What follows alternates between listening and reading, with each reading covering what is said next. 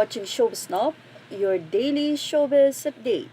Jiro Manyo nagbaka sakali na makapasok sa trabaho kay Rosmar Tan. Kamakailan lamang ay naging controversial din si Ai de las Alas matapos nga nito na nais magkaroon ng union movie ang tanging ina. Kadahilanan ni Ai dahil nga nakita niya sina Zyrene at syempre si Jiro. Ganun pa man, nais pa rin talaga ni Ai de las Alas na makabalik sa showbiz itong si Jiro at nais niyang tulungan. At dahil nga hindi naging maganda ang hiwalayan nila dahil isinuko nga o sumuko nga si Ai dahil sa katigasan ni Jiro Manyo, tila ito nga ang nagiging dahilan para hindi makapasok at hindi tanggapin sa mga trabaho itong si Jiro Manyo. Wala ng kabuluhan ang ginawa sa kanya ng aktres na si Ai de las Alas. Sa kabila nito ay nais pa rin ng mga netizen na mabigyan ng pagkakataon si Jiro at actually tinatag pa nga nila itong si Coco Martin. Doon pa nga lang sa ang probinsyano ay nais na nila na sana nga daw ay mapansin ni Coco Martin itong si Jiro pati na rin ngayon sa Batang Quiapo para mabigyan nga siya ng chance na makalabas muli at maipakita muli ang kanyang talento sa pag-aartista.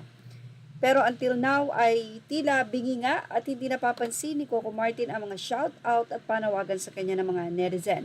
Sa isang banda mukhang hindi naman interesado na itong si Jiro Manyo na maging showbiz personality pa ulit or magbalik sa pag-arte. Nang wala nang nagbibigay sa kanya ng chance. Kaya naman, tila nilakasan na nga ng loob ni Jiro Manyo na message ang isang sikat na personality na si Rosmar Tan na kilala niya na nagbibigay ng chance at tulong sa mga tao. Tan ay makikita o ibinahagi niya ang naging convo nila ni Jiro Manyo. Makikita doon na sinabi nitong si Jiro na nasa Rizal po ako ngayon. Sumagot naman itong si Rosmar at sinabing, "May work ka kuya? Wala po, ako po yung dating child star na nagbenta ng trophy kay Boss Toyo pero baka hindi niyo po ako kilala. Hehe." Sagot naman ni Rosmar, "Kilala kita dahil napapanood kita dati. Hahaha." Sumagot si Jiro at sinabi, "Ngayon po, kayo na ang napapanood ko."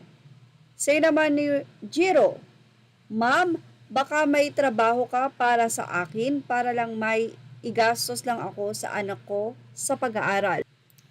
"Kahit stop," tanong naman ni Rosmar. Sumagot si Jiro at sinabi niyang, "Opo, kahit ano po, basta po may magastos ako sa anak ko at magpapasukan na po kasi. Gusto mo service crew sa Kaluan, Laguna?" Say ni Jiro, "Stay in po ba ako? Pwede po ako?" "Oo, stay in, libre pagkain."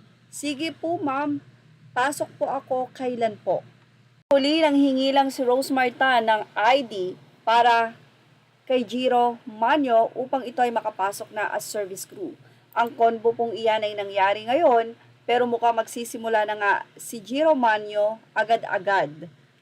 Ang mga netizen sana daw ay magtiyaga na si Jiro Manyo sa pagkakataong ito na ibinigay ni Rosmar dahil kamakailan lamang ay may pinaalis si Rosmar na isang taong tinulungan niya dahil hindi maganda ang ginawa. At sana nga daw ay mapagkakatiwalaan itong si Jiro dahil kung sakasakali na hindi, baka mas lalo na siyang mahirapan maghanap ng trabaho. Yan ang ating Showbiz Top Update. Images are all credit to the rightful owners. Thank you for watching Showbiz Now.